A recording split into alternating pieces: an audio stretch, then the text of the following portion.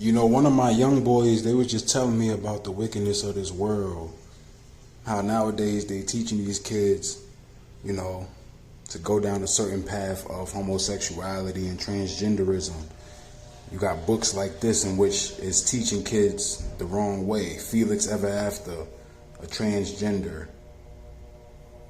Come on, bro, this is nonsense. This is what these kids is learning in school.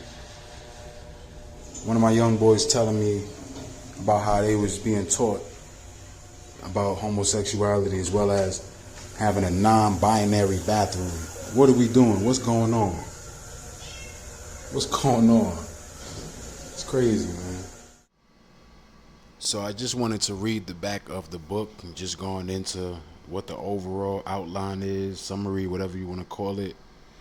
An unforgettable story of friendship, heartbreak, forgiveness, and self-discovery. A la book list, start review. Felix Love has never been in love, and yes, he's painfully aware of it. The irony. He desperately wants to know what it's like and why it seems so easy for everyone but him to find someone. What's worse is that even though he is proud of his identity, Felix also secretly fears that he's one marginalization too many black, queer, oh my God, and transgender to ever get his own happily ever after. This is what they love to do. They love to mix the blacks, us, with these weird ass people with their nonsensical agendas. When an anonymous student begins sending him transphobic messages, wow, transphobic. After publicly posting Felix's dead name alongside images of him before he transitioned, Felix comes up with a plan for revenge. What he didn't count on, his catfish scenario landing him in a quasi-love triangle. But as he navigates his complicated feelings, Felix begins a journey of questioning and self-discovery that helps redefine his most important relationship, how he feels about himself. Delusional. Felix Ever After is an honest and layered story about identity, falling in love, and recognizing the love you deserve. Felix Ever After never shies away from the beautiful, messy complexity of love in all its forms, a gift from start to finish. This is just all nonsense. At the end of the day, we understand that this is agenda driven because this is not conducive to anything when it comes to scholastics, academics, anything. So why teach these kids in the schools this? Why are they doing this? There's nothing beneficial from being taught this stuff. There's nothing beneficial from reading this.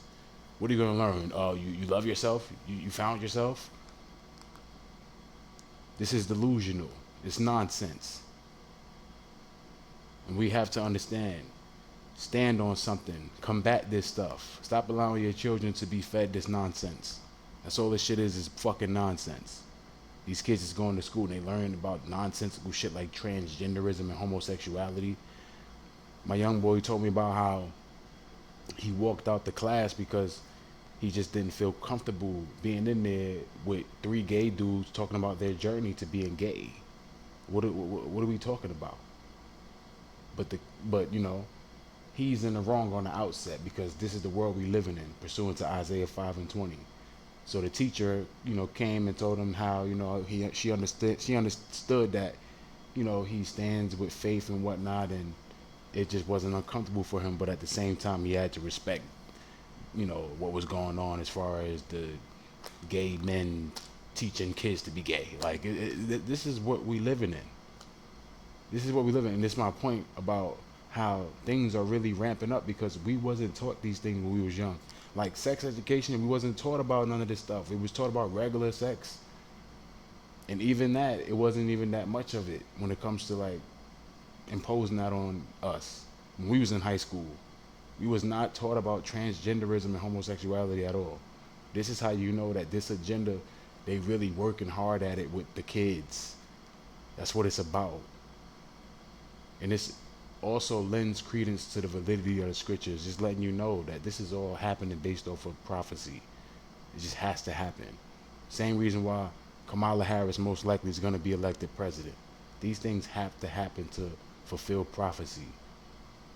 And that would just pretty much emphasize the fulfillment of what was already prophesied in terms of the woman being in a certain role in this society in these days. you know, because she's synonymous with Eve, and Eve is waxing fat off this society, just is. But you know, this is just me pointing out the agenda driven aspect of the society and how much it's just really pervasive and really ramping up.